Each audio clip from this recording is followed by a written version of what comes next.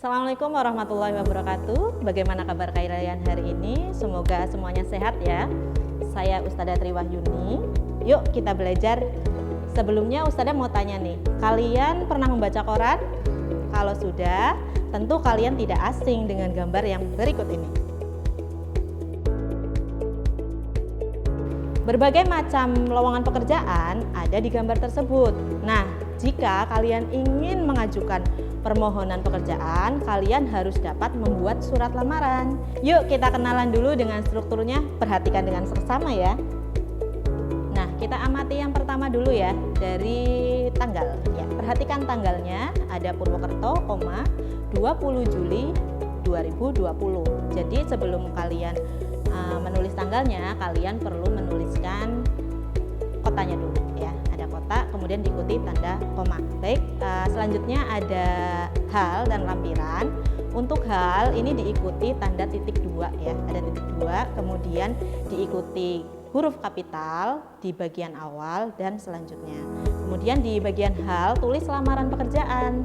Di bagian lampiran itu kata 8 kalian gunakan sebagai pengganti angka. Jadi kalau di situ jangan pakai angka ya, pakainya huruf. Oke, kita lanjutkan. Untuk alamat surat ya. Alamat suratnya itu harus jelas, jangan diikuti kata kepada. Kata kepada, kemudian contohnya seperti ini ya. Oke. Yang pertama kalian tuliskan yang terhormat, itu kalau disingkat ada 3 huruf, kalian harus ikuti dengan tanda titik.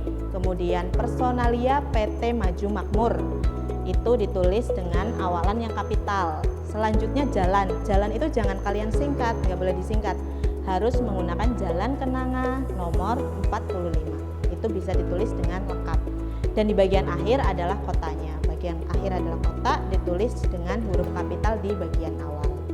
Oke ya, paham ya? Kita lanjut lagi ke salam pembuka. Salam pembuka itu cukup singkat ya, hanya 2 kata, menggunakan dengan hormat.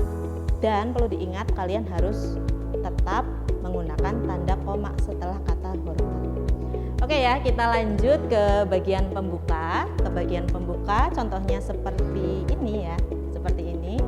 Perhatikan dengan seksama. Di situ ada tulisan Kompas ya. Kenapa sih kompasnya miring? Karena itu diterbitkan, surat kabar yang diterbitkan. Kemudian diperhatikan penulisan tanggalnya juga.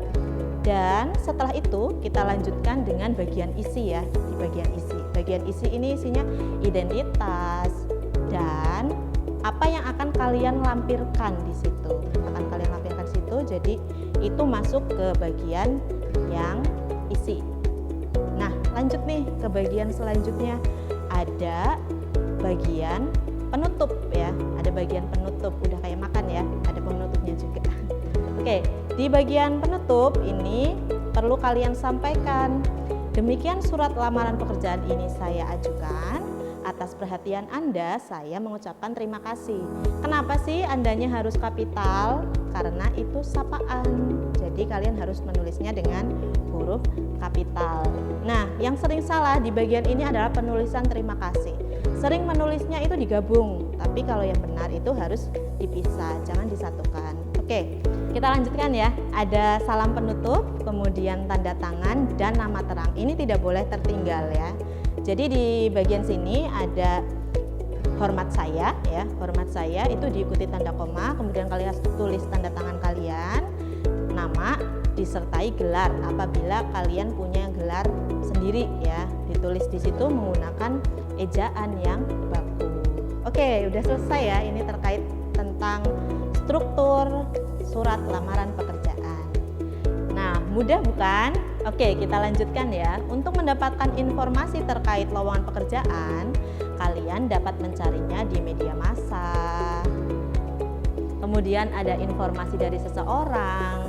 Kalian bisa lihat juga di papan pengumuman dan inisiatif sendiri serta bursa kerja atau yang biasa kita sebut dengan job fair ya.